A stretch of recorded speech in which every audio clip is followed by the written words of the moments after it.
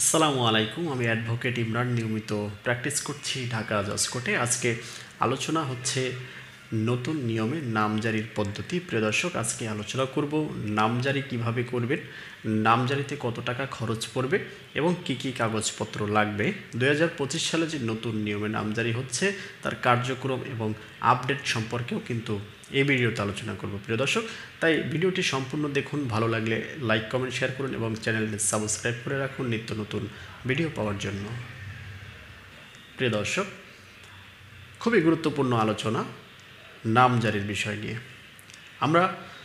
আমরা যে সম্পত্তি ক্রয় করে থাকি সেই সম্পত্তির মালিকানা নিজের দখলে নিতে এবং সম্পত্তির খাজনা পরিশোধ করতে কিন্তু আমরা নামজারি করে থাকি। এছাড়া যদি সম্পত্তি আমরা ওয়ারিশ সূত্রে পেয়ে থাকি সেই সম্পত্তি নিজের নামে করে নিতে অবশ্যই বাটোয়ারা দলিল করি এবং সেই সম্পত্তি নামজারি করে নিই।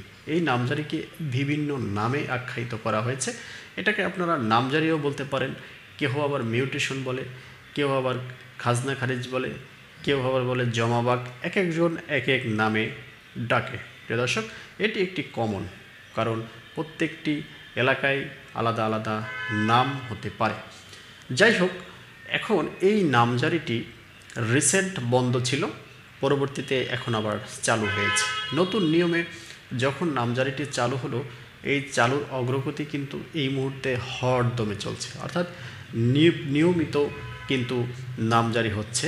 আমি আপনাদেরকে বলতে চাই যে ঢাকার ভিতরে কিন্তু আজকে যে তারিখে আমি ভিডিওটি করছি এই তারিখে আজকেও আমরা একটি নামজারি শুনানি করে মঞ্জুর করেছি। প্রিয় দর্শক, খুবই আশার বাণী হচ্ছে যেভাবে নামজারিগুলো চলছে এবং অনলাইন ভিত্তিক কাজগুলো হচ্ছে, খুব দ্রুত কিন্তু মানুষের সমস্যা সমাধান হতে চলেছে। প্রিয় দর্শক, এই নামজারি করতে আপনার কি কি কাগজপত্র লাগবে এবং কত টাকা খরচ পড়বে।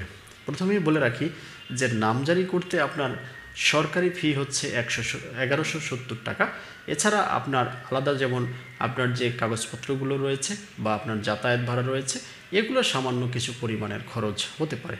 প্রিয় দর্শক, যদি আপনি নিজে নামজারি করতে পারেন তাহলে আপনি এই টাকার ভিতরেই পারবেন। আর যদি নিজে নামজারি করতে না পারেন, অর্থাৎ আপনি যদি কোনো একজন অ্যাডভোকেটের মাধ্যমে নামজারি করতে পারেন তাহলে সবচেয়ে বেশি ভালো হয়, কারণ কাগজপত্র বিষয়ে সবাই অভিজ্ঞতা থাকে না। সেজন্য একজন অ্যাডভোকেটের এক এক রকমের ফি হয়ে থাকে এবং এটার কার্যক্রমও মোটামুটি দীর্ঘমেয়াদী। যেমন আপনি নামজারির আবেদন করবেন, সেই আবেদনের পরে এটি তহসিল অফিসে যাবে, সেখানে একটি তদবির রয়েছে। পরবর্তীতে আবার শুনানির সময়ও টুকটাক তদবির করতে হয়। শুনানির পরে আবার ডিসিআর খুলে, খাজনা পরিশোধ খুলে তখনও কিছু খরচ যায়। তো সব মিলিয়ে মোটামুটি ভালো খরচ যায়, যেটি একজন অ্যাডভোকেটের যদি কাজের প্রয়োজনে ব্যবহার করতে হয় সেক্ষেত্রে কিন্তু আপনার এগুলো দিতে হবে।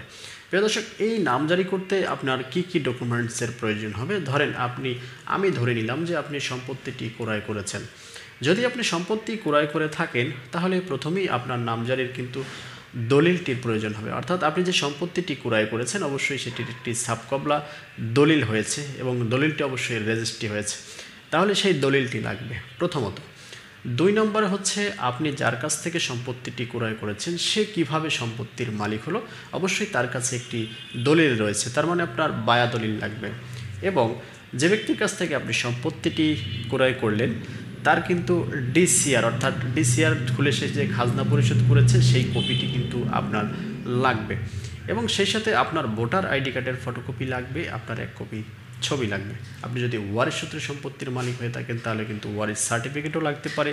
এছাড়া আপনার ওখানে কিন্তু ওয়ারিশ সূত্রে যে সম্পত্তির মালিক হয়েছেন সেই পরবর্তীতে যে আপনারা বাটোয়ারা দলিল তৈরি করেছেন সেটিও কিন্তু অত্যন্ত গুরুত্বপূর্ণ, অবশ্যই সেটি লাগবে।